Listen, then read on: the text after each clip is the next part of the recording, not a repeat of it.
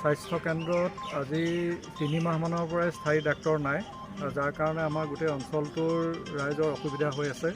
আৰু আপোনালোকে জানে যে আমাৰ এটা সীমামূৰীয়া ঠাই এখন, আৰু লগতে আমাৰ প্ৰায় 15খন ৰেভিনিউ ভিলেজ আৰু 8খনমান বাগিচা আছে এই ব্লক PHCৰ আণ্ডাৰত। কিন্তু ইমানখিনি থকাৰ পিছতো প্ৰায় 40,000ৰ ওপৰত আমাৰ জনসংখ্যা আছে। ইমানখিনি জনসংখ্যাৰ ভিতৰতো এখনেই মাত্ৰ চিকিৎসালয়, আৰু তাতে এতিয়া ডাক্তৰ নাই।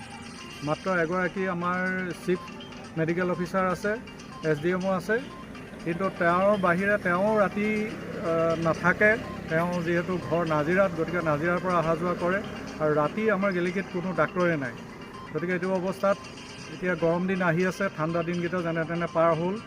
গতিকে আমি এই গৰম দিনকেইটাত বিভিন্ন ধৰণৰ বেমাৰ আজাৰ হ'ব। এতিয়া এইখিনি সময়ত যদি আমাৰ ডাক্তৰ নাথাকে, তেতিয়াহ'লে আমাৰ গোটেই ৰাইজে দুৰ্ভোগ ভুগিব, আৰু অন্যান্য ইয়াৰ অপ্ৰীতিকৰ পৰিস্থিতিৰ সৃষ্টি হোৱাৰো সম্ভাৱনা আছে। গতিকে আমি আমাৰ মহকুমা অধিপতি মহোদয়ৰ যোগেদি আমাৰ বেচৰকাৰী সংস্থা জ্যোতিৰ্মাৰ্গৰ তৰফৰ পৰা এখন স্মাৰকপত্ৰ আজি ইয়াত মহকুমা অধিপতি মহোদয়ৰ ওচৰত দাখিল কৰিছে। আৰু আমাৰ ফালৰ পৰা আমি জইণ্ট ডাক্তৰৰ লগত যোগাযোগ কৰি আছোঁ, কিন্তু তেখেতে আমাক এইটোৱে জনায় যে ওপৰৰ পৰা যদি নিদিয়ে ডাক্তৰ, আমি কেনেকৈ আপোনালোকক দিম। এতিয়া টেম্পৰেৰী বেচিছত 2জন ডাক্তৰ, তেওঁ 2 দিন এজন ডাক্তৰ এখন চিকিৎসালয়ৰ পৰা আহে আৰু 2 দিন বেলেগ এখনৰ পৰা আহে।